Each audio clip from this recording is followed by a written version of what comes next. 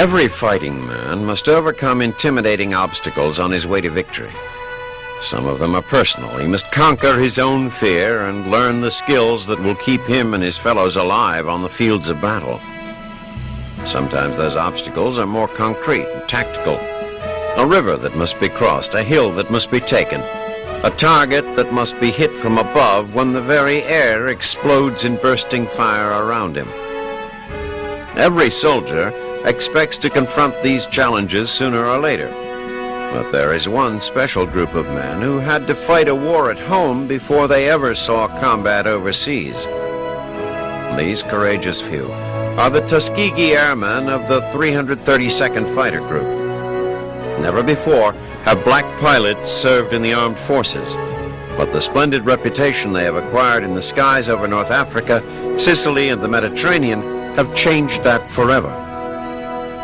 If the key to victory is overcoming obstacles, then the success of the 332nd should come as a surprise to no one.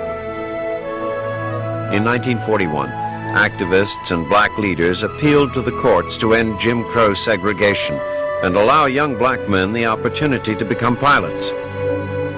The War Department formed the 99th Pursuit Squadron to be trained at the Army Airfield in Tuskegee, Alabama, near the site of Booker T. Washington's famous Tuskegee Institute.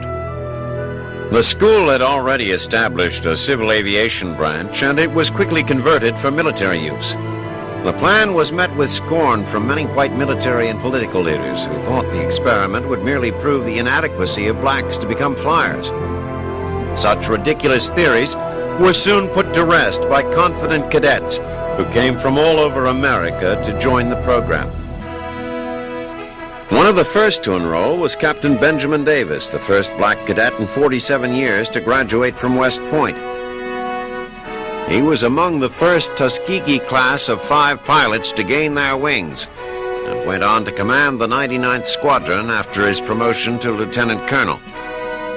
Still, there were many detractors.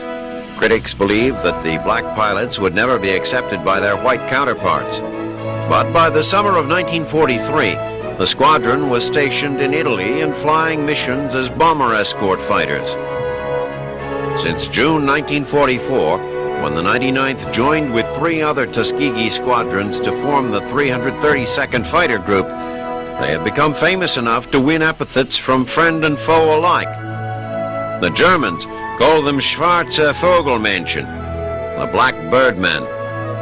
Fellow white airmen call them the Black Red-Tailed Angels, from both the distinguishing markings on their Mustangs and their record of never having lost a single bomber escorted by their squadrons.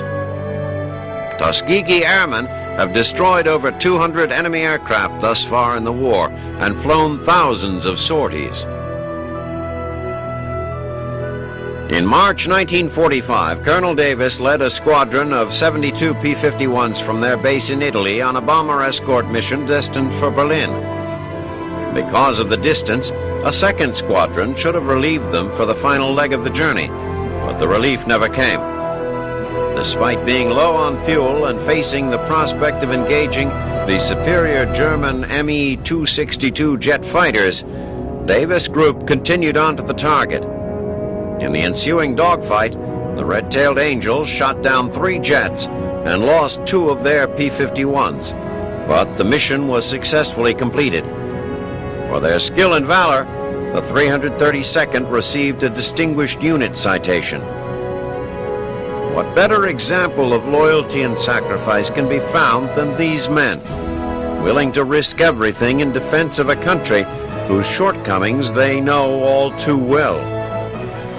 Whatever awards may come their way, it will be difficult to adequately honor these brave pioneers for the respect they have earned, not just for themselves, but for the generations which will follow them. More than any other black fighting unit, it is perhaps their example that will pave the way toward the end of segregation in the American Armed Forces.